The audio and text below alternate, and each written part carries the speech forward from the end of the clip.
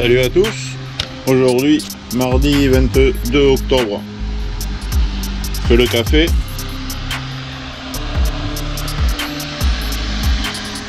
café, une journée sympathique et comme tous les jours sur le parking sur lequel je suis, la police fait des entraînements.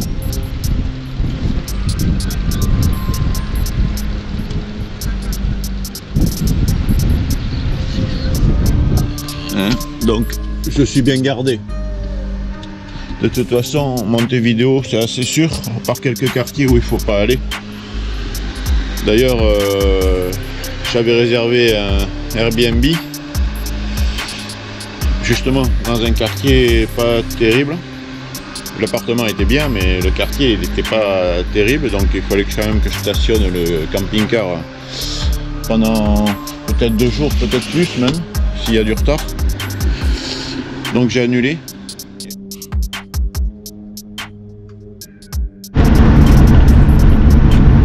À tous les propriétaires de MLT, que ce soit en 4 cylindres ou même en 6 cylindres, je vous conseille de regarder régulièrement la jauge température d'huile. C'est quelque chose que rarement les gens regardent, parce qu'il faut aller le chercher dans le tableau de bord. C'est hyper important, l'huile c'est le sang du moteur, beaucoup plus que l'eau. Parce que l'eau, elle est rarement montée à plus de 80 degrés. Parce que déjà je suis chargé, à 4 tonnes 2. Et avec les grosses chaleurs, pour peu que vous fassiez de la montagne, il faut toujours éviter que l'huile dépasse les 120 degrés de préférence. Là en l'occurrence, il fait 35 là dehors, pourtant je suis à 90 sur autoroute, 90, et j'ai la température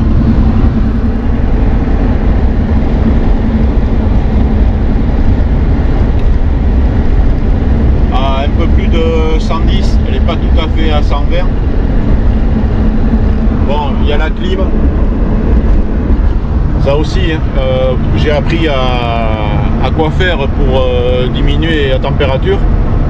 Déjà enlever la clim, ensuite il vaut mieux descendre d'1 ou 2 rapports, ça paraît étonnant mais pourtant monter un peu plus dans les tours, que ça fasse moins forcer le moteur, moins utiliser le couple du moteur, et après donc en troisième solution réduire la vitesse. Bon, tout ça pour l'avoir testé.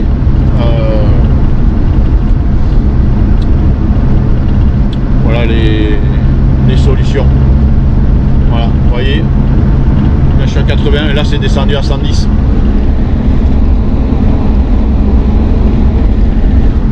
En général, ma température c'est régulièrement 100-110 degrés suivant où je suis, mais dès qu'il commence à faire chaud et dès que je suis en montagne, on peut que je sois à plus de 90 km/h. D'où l'importance de mettre des huiles d'excellente qualité, les meilleures huiles il faut mettre, faut pas lésiner là-dessus. Moi je mets de la Mobilin, ce que préconisé par Mercedes en 530, ou alors de la Castrol Edge en 530 aussi. Bon, c'est le mieux. Dans des cas comme ça accepte peut-être un peu plus les montants de température de l'huile qu'une huile un peu plus bas de gamme.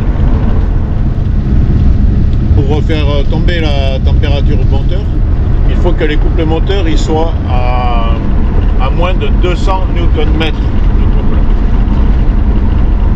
Donc dès que ça monte, là il est en dessous de 200 parce que je suis sur du plat, mais dès que ça monte, ça va entre 200 et 350 suivant la côte, et c'est dans ces cas là où il faut descendre un rapport, pas attendre que la boîte le fasse, le faire soi-même, anticiper, et vous tombez un rapport, vous apercevez que le couple il descend, et même un autre rapport. Là tout à l'heure il y avait une montée, j'ai descendu 2 rapports, j'étais à 3200 tours et à moins de 200 Nm. Que si je n'avais pas tombé les 2 rapports, il aurait été à pas loin de 300 Nm, et c'est là qu'il chauffe. Il faut éviter qu'il soit au-dessus de 200. Bon, c'est pas toujours facile, hein, surtout quand on est en montagne. Bon, je vais vous montrer là, je suis à 85 km/h à moins de 2000 tours minute. Donc je laisse la boîte faire, hein. Là elle est au dernier rapport. Là ça monte un peu. Donc là il est à 200. On coupe le moteur, il est à 200, là ça commence à augmenter. Je descends un rapport. Ça descend. 2 rapports. Voilà, j'ai descendu 2 rapports dans la montée, là il est descendu. Et ça c'est une solution pour éviter qu'il chauffe. Donc c'est un petit jeu à faire quand vous êtes en montagne, c'est pas facile, hein. Je vous dis, et si vous n'y arrivez pas, il faut réduire la vitesse. C'est pour ça que des fois, ça m'est arrivé de monter à 30 km/h en 3e, voire 2e.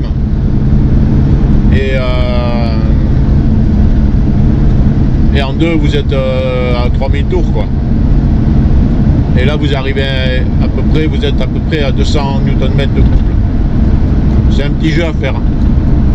Ben, dites-moi en commentaire si vous avez eu le même problème quand vous êtes chargé, bien sûr, et pendant des fortes températures. Évidemment, si vous êtes chargé avec des fortes températures et que vous êtes sur du plat à 80, normalement il ne chauffe pas. Mais dès que vous sortez de là, chargé même à plus de 30 degrés sur du plat à 90-100, il y a des chances qu'il chauffe. Et alors si vous avez tout de regroupé, vous roulez vite, plus en montagne, plus la chaleur, plus chargé, ah bah alors là je peux vous dire que votre huile moteur elle doit prendre des surchauffes, ça c'est sûr.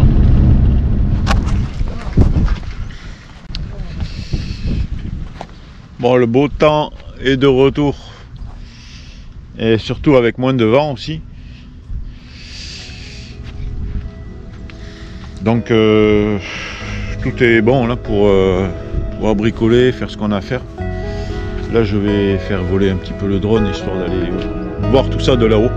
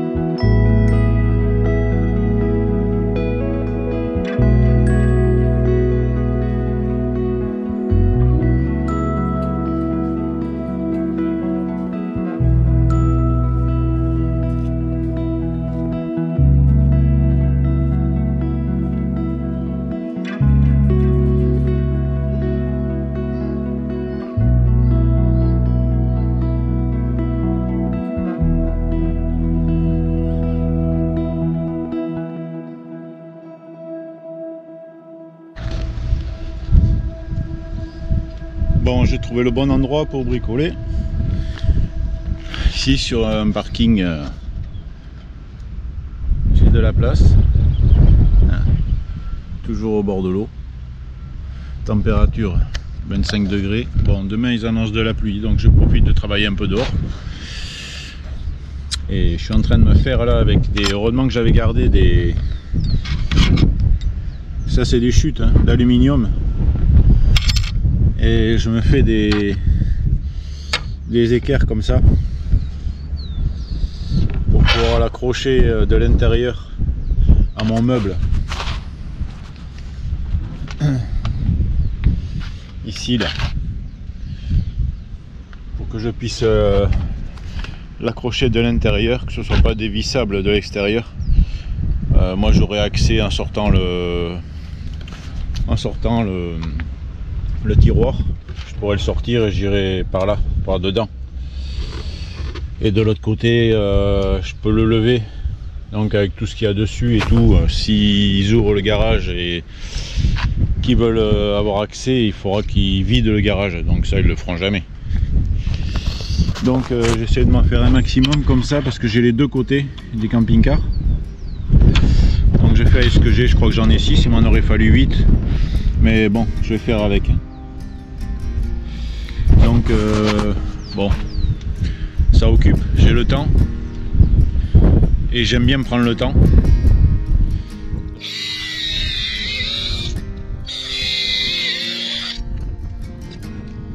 C'est pas la qualité.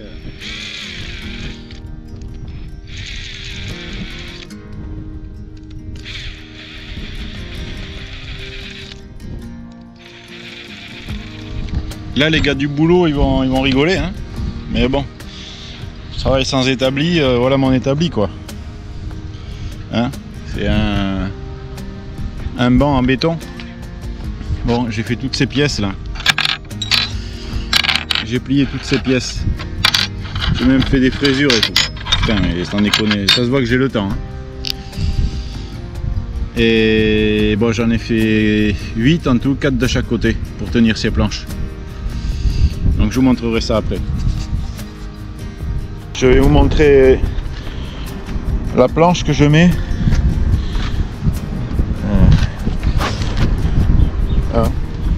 Pour le shipping, pour éviter qu'il y ait des bras qui aillent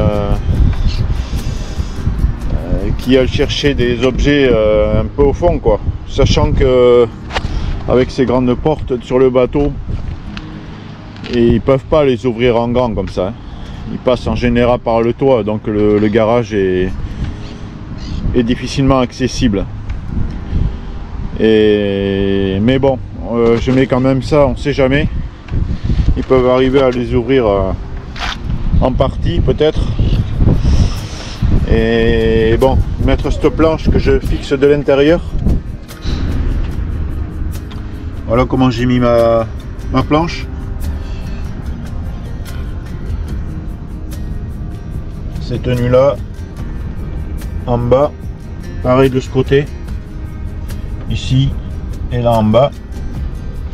Comme ça, c'est pas démontable de l'extérieur. Et ça va éviter qu'il y ait des bras qui se faufilent. Là, il y aura du poids là-dessus.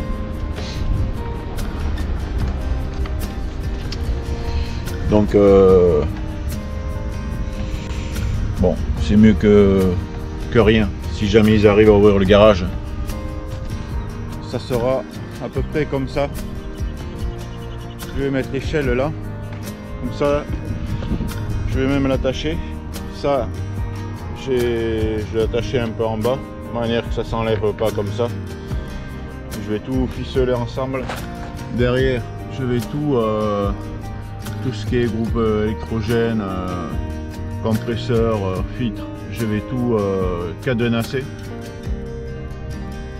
Il va y avoir une grosse balise dessus, plus tout entassé, bon bref quoi, c'est hein.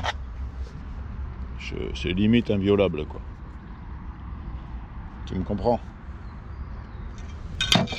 Sans scie à métaux, c'est une galère, hein. C'est avec ça, hein. Putain, heureusement qu'il n'y a pas de série à faire, hein. C'est la merde. C'est la merde. Ouais, c'est bon. Ah.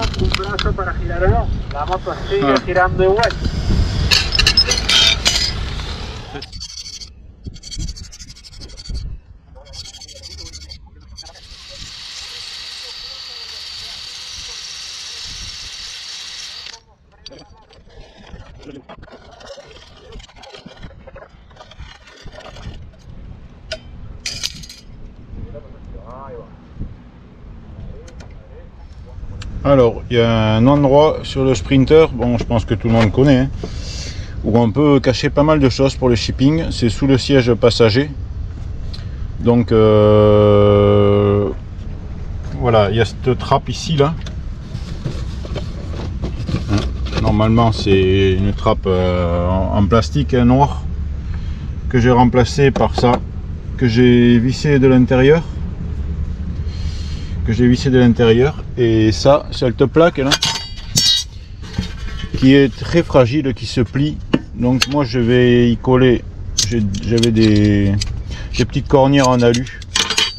Je vous montrerai quand ça sera fini. Je vais en mettre une là et l'autre ici pour que ça la renforce, parce que là on pose les pieds dessus et tout et ça se plie, c'est pas terrible. Bon voilà, avec les cornières collées, comme ça ne se pliera plus et c'est moins camelote quand même. Pour le shipping, arriver là et voilà. Parce que là, dès qu'on a appuyé, là c'est, je vous dis pas avec quoi je l'ai collé parce que c'est pas des produits qu'on trouve dans le commerce. C'est des produits qu'on utilise dans l'aéro, mais ça peut être collé ou avec de la colle ou avec du Sika. Donc le but c'est de condamner d'abord celle-là et après rentrer les choses là-dedans, quoi. Pour le démonter, ben, je percerai les rivets, hein, parce que là c'est exclusivement pour le shipping, quoi. Ouais, je l'ai mis à l'envers, hein. Voilà. C'est comme ça. Alors j'avais pris un Airbnb là pour quand le camping-car il va aller au port et que je vais attendre qu'il parte, quoi. Et l'appart était bien, pas trop cher et tout. Et puis quand j'ai commencé à aller voir où stationner le camping-car en bas, je me suis aperçu que c'était dans une zone un peu à risque, quoi. Donc heureusement que j'avais pris avec annulation gratuite, donc j'ai annulé. Et hier j'ai cherché d'autres appartements dans des coins plus tranquilles. Et là en l'occurrence j'en ai trouvé un en bord de mer. Alors ce que j'ai fait, c'est que j'en avais pris 2-3 que j'avais sélectionnés et j'ai été voir avec le camping-car, voir si j'avais des emplacements en bas, si c'était pratique pour le stationner, s'il y avait des caméras et tout ça, quoi. Et j'en ai trouvé un, bon c'est quand même un peu plus cher, bien plus cher que celui que j'avais pris, mais bon c'est bord de mer, je vais avoir la totale. Il y a piscine, il y a salle de sport, enfin il y a tout, quoi. Comme je vais y rester au moins 10 jours, bon j'ai pas envie de me trouver dans un trou de souris, quoi. Donc ça c'est réservé. L'autre je l'avais à 340 pour 9 nuits, ce qui était pas cher. Et celui-là je l'ai eu à 614. Mais avec annulation gratuite aussi, sinon c'était moins cher. En cas, on sait jamais, si y a un retard du bateau de plus de 10 jours, je peux annuler et repousser les dates. Enfin, je peux faire des choses, quoi. Aujourd'hui, on est samedi 26 octobre. Et je vais où d'après vous? Au restaurant. Bon, je varie pas beaucoup. Chaque fois, je prends de la viande. Là, ça sera un offre de buffet avec du vin, bien sûr. Donc, bon, je suis déjà venu ici.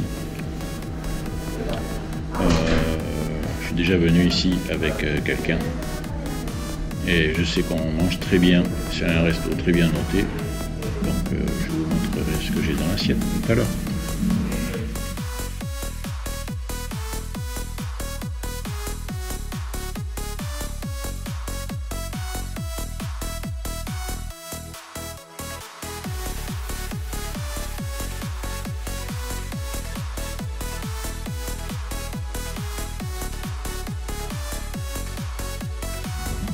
Bon, en plus, j'ai goûté le pain qu'ils nous servent. Ah, c'est du pain comme en France, quoi. Et ils font des baguettes. Donc forcément, j'ai commandé une baguette.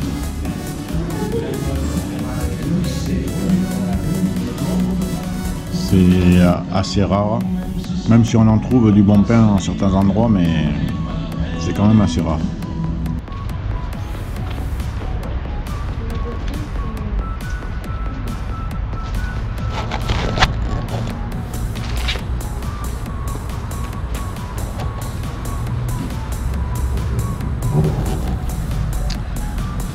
Bon, ça va, je suis content. Bon, j'en ai eu pour 2000 avec le pourboire, j'en ai eu pour 2200 pesos. Ça fait... Ouais, ça doit faire quand même un peu plus de 45 euros. Et j'ai pris 1 euro de buffet, donc une bonne viande rouge avec une bouteille de vin rouge.